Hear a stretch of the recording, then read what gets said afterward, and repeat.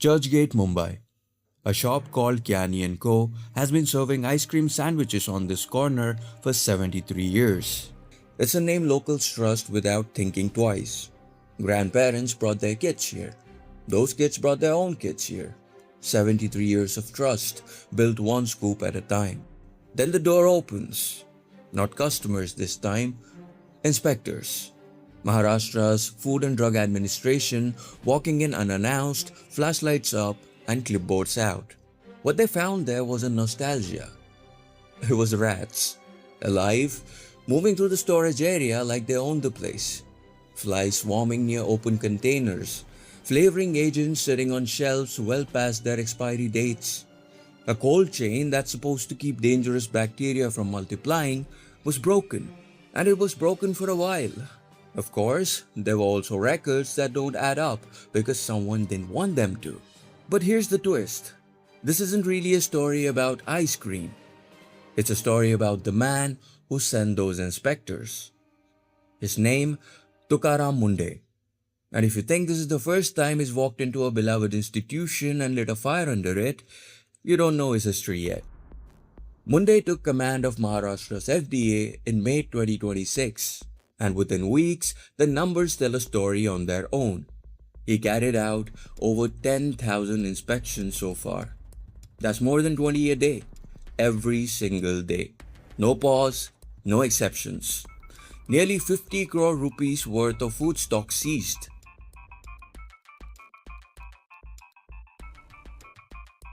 Poison disguised as breakfast. We also see an organized gutka selling network gets hit with MCOCA, the same law used against organized crime syndicates, and 56 restaurants had their licenses suspended. And Kyani isn't alone on the list. Shalimar, a hospitality outlet tied to the Aditya Birla name. There's also a restaurant under celebrity chef Rahul Akarkar, a dairy farm that's been operated for 110 years.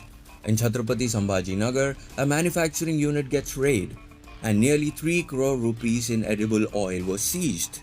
And not just that, alongside rusted machinery and a production line with almost no quality control. Nearly 40% of the paneer samples tested across the state failed to meet basic safety standards. And this is the moment the public starts paying attention, not just to the raids, but to the man behind them as well. Because Tukaram Mundhe doesn't do quiet. He doesn't do subtle. Wherever he goes, something breaks open and somebody somewhere ends up furious. Tarsona, a small village in Beed district, one of the driest, hardest corners of Maharashtra, a place where drought isn't a headline, but rather a way of life. This is where Tukaram Mundhe grew up, not in privilege, but in a farming family, working the land like everyone else did around him. He used to help his parents sell vegetables at the weekly market just to make ends meet. His early education happened at the local Zilla Parishad school. You know, the kind of government school that produces exactly 0 headlines unless someone from it does something extraordinary later. And someone did. In 2004, Mundhe sat for the UPSC exam, India's brutal career-defining civil services test, the one that crushes hundreds of thousands of ambitions every year. He didn't just pass. He landed All India rank number 20. He went from a drought-hit village to the top tier of Indian bureaucracy in one exam. That's his origin story. But the origin story isn't the interesting part. The interesting part is what happens next. Over the following 2 decades, Mundhe would be transferred more than 25 times. 25 times. That's roughly one move every 10 months for an entire career. In the world of Indian bureaucracy, transfers usually mean one of 2 things: routine rotation or someone in power wants you gone. With Mundhe, it's almost always the second one, because everywhere he lands, the same pattern repeats like clockwork.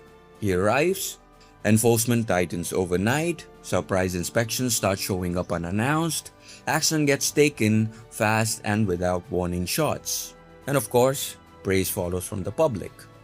Then the controversy ignites, and then, more often than not, the transfer order arrives. It happened first in Solapur, where he served as a district collector. There, His work on the Jal Shivir water conservation program brought reliefs to hundreds of drought-hit villages.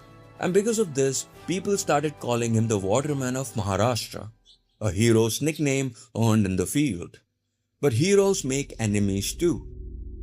During a very famous 2015 pilgrimage, one of the largest religious gatherings in the state, Mundhe enforced traffic and security protocols with zero flexibility. The rigidity put him in direct public conflict with the state's then revenue minister over the movement of his convoy. The clash escalated all the way to the state legislature, where a senior political figure accused Mundhe of disrespecting elected representatives. It was the first time the pattern showed itself this clearly. Do the job too well and the job itself becomes the controversy. But it would not be the last time. Because in 2016, Mundhe walked into the next posting, a city government this time, and the fireworks were about to get a whole lot bigger. Navi Mumbai 2016.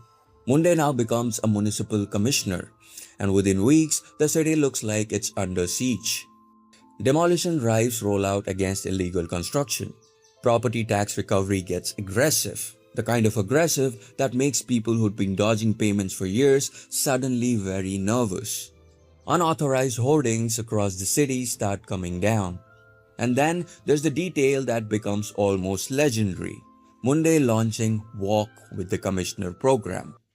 Early morning, unannounced inspections where it showed up on foot, checking the city's condition with his own eyes instead of trusting reports from subordinates.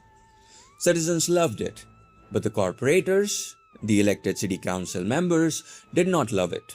Politicians from the NCP, Congress, Shiv Sena, BJP accused him of the same thing that had followed him from Solapur: ignoring elected representatives, acting unilaterally, running the city like it was his personal project instead of a democracy. The tension didn't stay in meeting rooms, it exploded in something bigger. In 2016, a formal no-confidence motion was brought against him, an attempt to force him out through political mechanism rather than just complaining. It should have ended his tenure right there, except it didn't. This time, the state's chief minister saved him. Devendra Fadnavis personally intervened and blocked the resolution. His reasoning was simple and in its own way damning of the system around it. An officer shouldn't be punished for exposing irregularities. In other words, the fact that Mundhe was making people uncomfortable wasn't proof that he has done something wrong. On the contrary, it actually meant that he's done his job. He survived Navi Mumbai and the pattern didn't stop.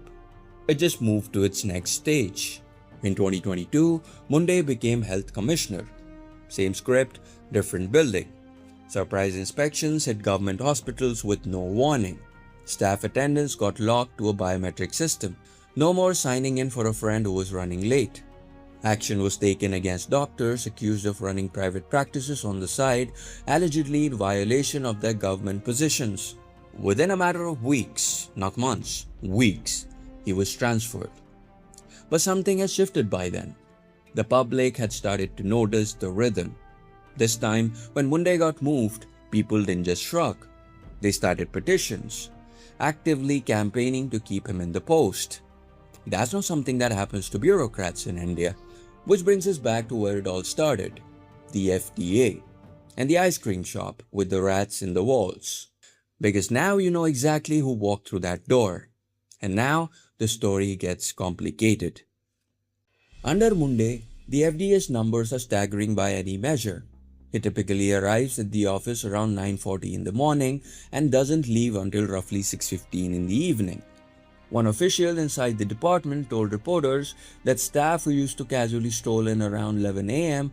are now showing up between 10 and 10:30. Nobody wants to be the one who's late when the boss is already 3 hours into his day. The testing numbers back up their intensity too. The entire previous year, the department tested around 15,000 samples total. This year, in just the last 15 days of July alone, they tested roughly 8,700. Using the exact same workforce, now running batch testing across 2 shifts just to keep pace. In his first official press statement as commissioner, Mundhe made his position unmistakable. There would be zero leniency for anyone gambling with public health. But zero leniency has a cost, and that cost is now playing out in courtrooms. Business owners who felt the punishment didn't match the crime have taken their cases to court. In a single month, the Bombay High Court's benches in Mumbai, Nagpur, and Aurangabad granted relief to institutions in at least 9 separate cases. 9 in 1 month. It means that the courts have started to notice too. Critics argue that enforcement isn't the same thing as governance. Rules matter. Having a conversation instead of just issuing a suspension should be the way. Some of Mundhe's former colleagues described him as very adamant. Somebody who once has made a decision is nearly impossible to move off it. His supporters call that exact same trait his greatest strength. He's someone who doesn't stop to calculate whom he is about to make angry before he enforces a rule. And that's the paradox sitting at the center of this entire story. Two completely different narratives. Both claim to be true.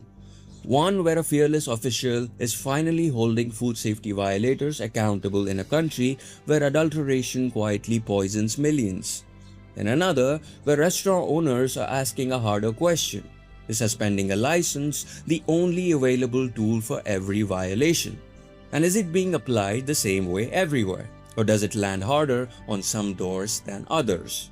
Right now, Tukaram Mundhe is still in that office, still running the department that watches over what an entire state eats and what medicine it trusts. 20 years, 25 postings, one unbroken pattern, and no sign yet that this chapter is any different from the ones before it. The rats are gone from Kyani's storage room. But the bigger question this story leaves behind isn't about pest control. It's about power. Who gets to wield it without mercy, and who gets to decide when mercy was the whole point.